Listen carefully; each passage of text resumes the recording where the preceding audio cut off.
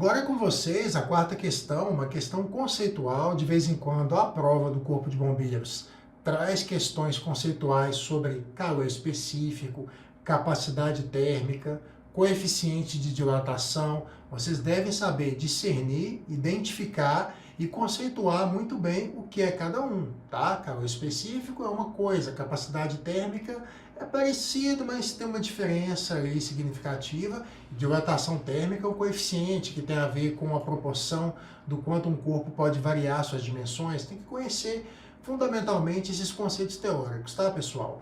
Aqui está falando de um motor que funciona em combustão, né, a altas temperaturas, e carro, né, tradicional, para evitar o superaquecimento, utiliza-se um fluido arrefecedor, ou seja, esse fluido ele vai retirar calor do motor, tá?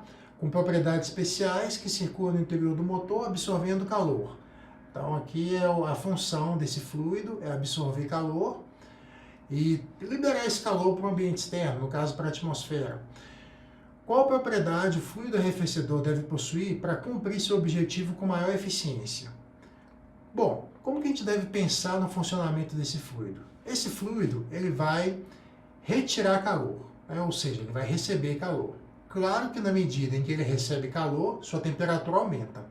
Você deve concordar comigo que se esse fluido esquentar de forma muito rápida ou de forma muito fácil, ele vai ficar tão quente que o motivo de sua utilização passa a ser comprometido.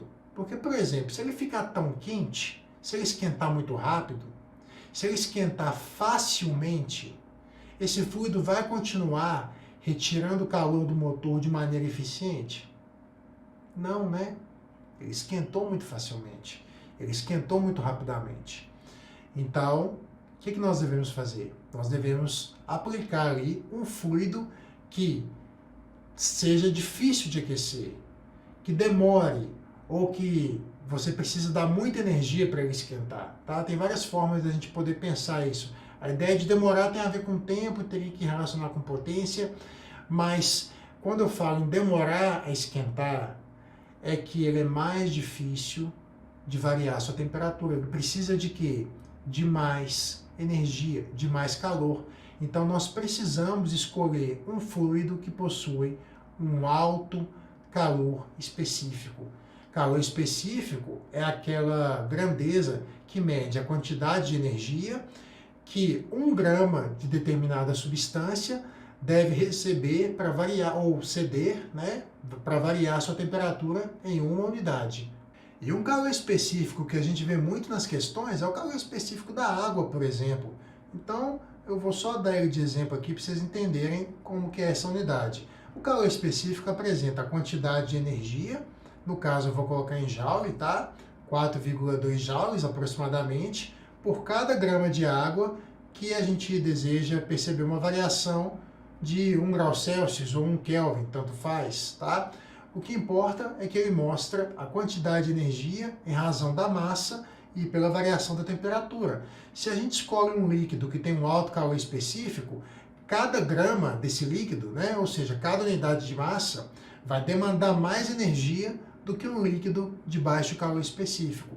Aqui a gente poderia fazer algumas comparações com as outras opções. Fala de fusão, e um alto calor latente de fusão faz com que esse fluido demore a passar para o estado sólido líquido, né? Isso é difícil, mas não é bem essa intenção.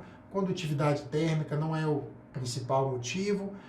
Ebulição não se encaixa, e dilatação térmica não tem nada a ver com dilatação. De fato, aqui o problema está falando de troca de calor, tá? Uma questão simples do Enem, tá bom? Do Enem, eu achei ela interessante porque ela tem uma interpretação do que é alto calor específico, e a prova do Corpo de Bombeiros já trabalhou esse assunto conceitualmente com os candidatos.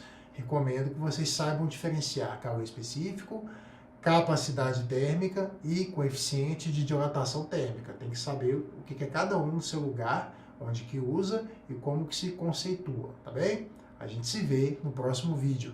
E se você não entrou no grupo de exercícios selecionados ainda, é só clicar no link e entrar no grupo de exercícios. Vamos lá, estou te esperando. Grande abraço e até o próximo.